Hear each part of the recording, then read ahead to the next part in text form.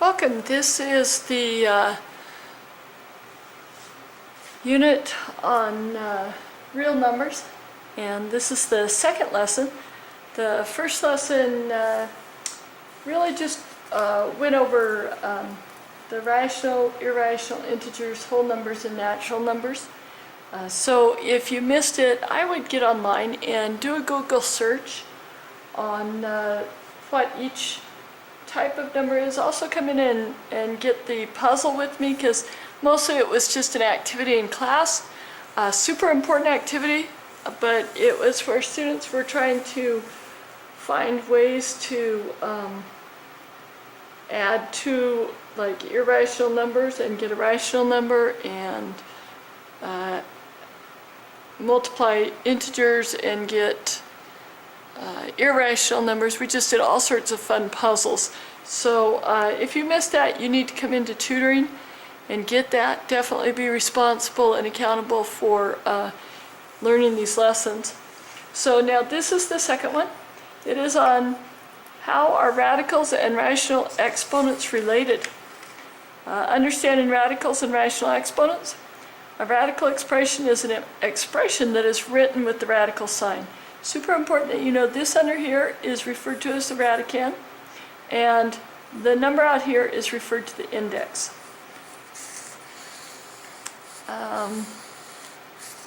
You would read that expression as the nth root of a. So now in class we came down and we proved how radical expressions are related to rational expressions, which is with the exponent. So you can see it right here is what they proved. You can read through that. Come and see me. I'll give you other examples and other proofs of it. But that's basically what we have. The way that some of the students taught me that they remember this is if you look at the index here, it always goes on the bottom of the fraction.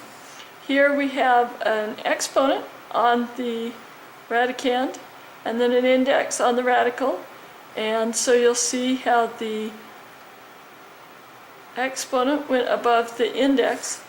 But what the kids and I were doing to remember it, and what they were showing me, is that if you think of these like dogs and this radical like a jail or a house, the top dog gets to come inside, the outside dog or the bottom dog stays on the outside. So the top dog's inside, the outside dog is on the bottom. Okay? Explain why it makes sense that the cube root of a equals a to the 1/3, or that the cube root of a squared equals 2/3. A to the 2/3.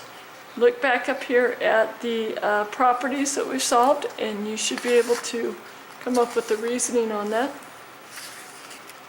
Explain it in your own words. Okay, this was just a review during this unit on the properties of exponents. Remember, when you're multiplying two numbers with the same base, you can just add their exponents. When you're dividing, then you subtract their exponents. If you have different bases and they're being raised to a power, you can actually distribute that power in and raise each of them to that power. If you're dividing the different bases, then you can take that exponent and you can distribute it in even though they're in a division problem. Now, if you have one base and you're raising it to a power that's then raised to another power, you may multiply those powers to get the right answer. And if you have a negative exponent, you always switch it into a positive, and the best way to do that is flipping it to the other side of the fraction. Now in class, I usually always expand these out to explain them, so if that seems like a really crude, fast review, come in, we can expand them out and you can see them explained that way. Okay, so right here, we just need to follow the properties from up above. We have x to the 6/3 6 over 3 reduces to 2 over 1, so that can be written just as xy to the second, which can be then distributed to each of those bases. Okay, here's where this really comes in handy. If you look at these radicals, there would be almost no way to solve those that you know of. They're different base radicals, so we can now turn them into fractional exponents, and then we always add exponents when we're multiplying. So if we take 1/2 plus 1/3, we need a common denominator, which would be 6. Multiply that by 3, that by 2, and we would get 3/6 plus 2/6 equals 5/6. And that's basically what they did down to here, so it's 5/6. Now you can put it back into radical form, x to the 5th, and the 6th root of x to the 5th, I should say. Okay, the next one, we would have x to the 1/2 minus 1/4, because they're being divided. Switch that to common denominator, it would be 2/4 minus 1/4. That would equal 1/4. So it's the 4th root of x to the 1st, if you wanted to put a 1 in there. Okay. Next page, it says in parts B and C, you started with an expression in radical form and converted to rational exponent form, and then converted back to radical form to record the answer. Explain the purpose of each conversion. So go back and explain what you're doing at each step and why you're doing that, according to the properties up here, why you're doing what you do, with your own words. Can radical A times cube root radical B be simplified? Refer to the properties of exponents to support your answer. Okay, so you could certainly put them into exponential expressions, and then turn to the properties and see if there's a property that supports what you may be wanting to do. Use the properties of exponents to prove that nth root of A times the nth root of B equals the nth root of AB. So you're going to have to show your properties and show your exponential properties, and how this times this equals that in exponential properties, and then bring it back to the radicals. Okay, and it may not equal it. You've got to decide on that. Okay, so now we're to our next use of these simplifying expressions. We have 27 x to the 9th raised to the 2/3. So we want to distribute it to each of these. But the 27, we first want to break down to 3 to the 3rd, because it'll help us simplify this when we do that. This one's raised to the 2/3 as well. That's 9 over 1, 3 over 1. So because it's being raised to the power, we're multiplying 3 over 1 times 2/3 and 9 over 1 times 2/3. I would reduce. 3 goes in there once, 3 goes in there once, so we just have 3 squared. 3 goes in there once, 3 goes in there 3 times, x to the 6th. 3 squared is 9, x to the 6th. So that's how that works.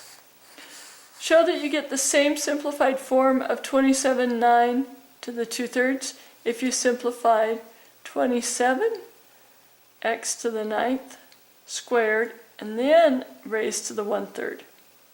That is square 27 x to the 9th and then raise it to the 1/3 power. So I would do that with a calculator. I'd take 27 times 27, get your answer there, and then x to the 9th squared would simply be x to the 18th. You can prove that. And then I'd take that answer and I'd take it, raise it to the 1/3 power in the calculator, show what you're doing on paper, And what is the simplified form of 27x to the ninth to the negative 2/3? That would be with the reciprocal used. Put it underneath. How is it related to the simplified form of this one? So it's important to show both of those in the most simplified form.